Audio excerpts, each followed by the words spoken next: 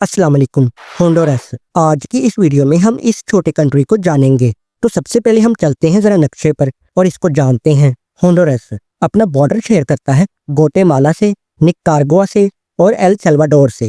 Honduras को दो समंदर लगते हैं, एक तरफ से पैसिफिक ओशियन और दूसरी तरफ से कैरिबियन सी।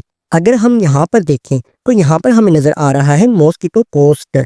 तो जाहिर है मॉस्किटो का मतलब तो यही होता है ना, मच्छर। तो इसका हरगिज मतलब ये नहीं है कि इस कोस्ट पर काफी ज्यादा मच्छर या कीड़े मकोड़े पाए जाते हैं। ये जरूर है कि यहाँ पर घना जंगल होता है, लेकिन यहाँ पर कुछ लोग भी रहते हैं जिनको कहा जाता है मॉस्किटो पीपल, MOSKITO। तो असल में ये वर्ड यानी कि ये लफ्ज गलतुल आम होकर मॉस्किटो बन गया है, इसलिए इसको कहा जाता है मॉस्किटो कोस्ट। होंडुरास की सड़कों पर हमें ये रंग बिरंगी लोकल बसेस चलती फिरती नजर आएंगी और इन्हीं को कहा जाता है चिकन बसेज। और वो क्यों कहा जाता है तो ये तो एग्जैक्ट किसी को भी श्योर नहीं है, लेकिन जितना मैंने सर्च किया ना वो मैं आपको बता देता हूँ। नंबर 1, इन बसों को चिकन बसेज इसलिए कहा जाता है क्योंकि जब सवारियां इनमें सफर करती हैं, मतलब एक जगह से दूसरी जगह आते जाते हैं, तो वो अपने साथ मुर्गियों को रखते हैं या कुछ एनिमल्स को रखते हैं और फिर सफर करते हैं। या फिर ऐसा होता है कि काफी सारी सवारियां इनमें ठूस ठूस कर भरी होती हैं, जैसा कि होता है ना कि डब्बे के अंदर मुर्गियों को बंद कर दिया जाता है, तो शायद इसलिए भी इनको चिकन बसेज कहा जाता है। वैसे अगर देखा जाए ना तो ये चिकन बसें हमारे पाकिस्तान और इंडिया के बसों और ट्रकों से काफी मिलती जुलती हैं, क्योंकि हमारे यहाँ पाकिस्तान में या इंडिया में भी अक्सर ऐसा ही होता है कि बसों को या ट्रकों को काफी सजाया जाता है। लेकिन खैर अब ये रिवाज जरा कम होता जा रहा है। Mesoamerican reef. असल बात यह है कि दुनिया का दूसरा सबसे बड़ा कोरल रीफ बैरियर या स्ट्रक्चर वो होंडुरास के पास समंदर में पाया जाता है, जो कि तकरीबन 700 मील लंबा है और ये पाया जाता है कैरिबियन सी की तरफ, ना कि पैसिफिक ओशियन की तरफ।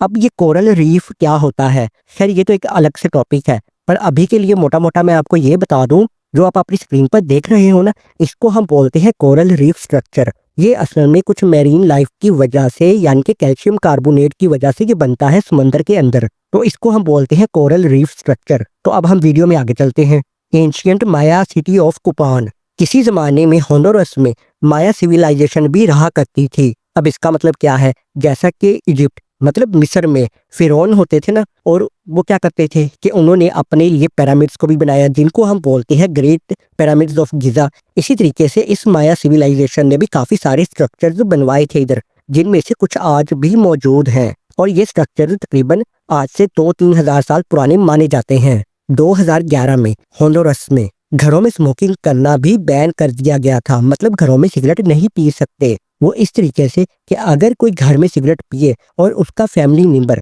पुलिस को कंप्लेन कर दे तो उसको फाइन देना पड़ेगा, तो पब्लिक में तो बिल्कुल ही नहीं पी सकते। इसी तरीके से घरों में भी बैन कर दिया ना। और अगर स्मोक करना है तो स्मोकिंग एरियाज में करना है, और इसके साथ साथ जब भी स्मोक करे होंडुरास में तो कम से कम 6 फीट का फासला रखना पड़ेगा, जो कि नॉन स्मोकर होगा। होंडुरास में हमें एक पुराना क्लॉक भी देखने को मिल जाएगा, और इसको बनाया गया था 1386 में। इस कंट्री में 100 से भी ऊपर बैट्स यानी कि चमगादड़ों की इकसाम पाई जाती हैं, जिनमें से एक बहुत खास और खूबसूरत है, जो कि है होंडुरन व्हाइट बैट। इसका जरा रंग सफेद भी होता है, उसके कान पीले पीले से होते हैं। होंडुरास का नेशनल बर्ड है स्कारलेट मैकॉर, या हम इसको फिर तोता भी बोल सकते हैं। होंडुरास कंट्री में एक नेचुरल फेनोमिना भी होता है, वो ये कि यहाँ पर फिश रेन होती है। तो जी हाँ, फिश रेन का मतलब यही है कि आसमान से मछलियां टपकती हैं, और लोग क्या करते हैं कि वो इनको उठाते हैं और अपने खाने के लिए इस्तेमाल करते हैं, या फिर किसी न किसी रिचुअल में इस्तेमाल करते हैं। और ये नेचुरल फेनोमिना यानी कि फिश रेन दुनिया के और भी कई एरियाज में होती है। यहाँ का कैपिटल सिटी है टेगुसिगल्पा, और होंडुरास का सबसे बड़ा शहर भी टेगुसिगल्पा ही है। यहाँ की ऑफिशियल लैंग्वेज है स्पेनिश।